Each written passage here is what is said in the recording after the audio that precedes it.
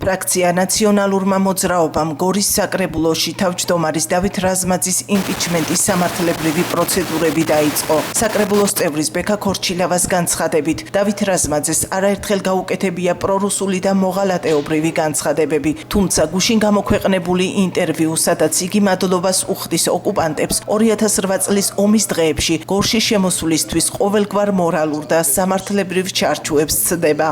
მისი განმარტებით იმპიჩმენტისთვის საკმარისია საკრებულოს წევრთა 12 ხმა. ნაციონალური მოძრაობის ფრაქციის გარდა დამატებით საჭიროა პარტია გახარია საქართველოსთვის წევრთა 3 ხმაც.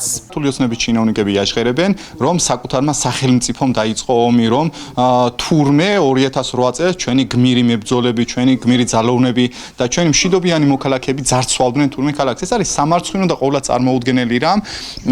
აგვისტოს კვირეულია და რამოდენიმე დღის წინ ეს ადამიანები სოფელ შინდიში იყვნენ ბრძოლის ველზე ამოსულები და მოჩვენებითად ცრემლებს ღვრიდნენ. ეს არის სამარცხვინო ჩინოვნიკი, რომელიც დღეს მართავს მუნიციპალიტეტს. ერთი ნაციონალური მოძრაობა ვიწყებთ პროცედურებს იმპიჩმენტის საკითხთან დაკავშირებით გორის მუნიციპალიტეტის საკრებულოს თანამდებობიდან საკრებულოს თავმჯდომარის თანამდებობიდან ჩამოშორებისას, რადგან მიგვაჩნია, რომ ამ განცხადებების შემდგომ არ უნდა იკავებდეს აღნიშნულ თანამდებობას.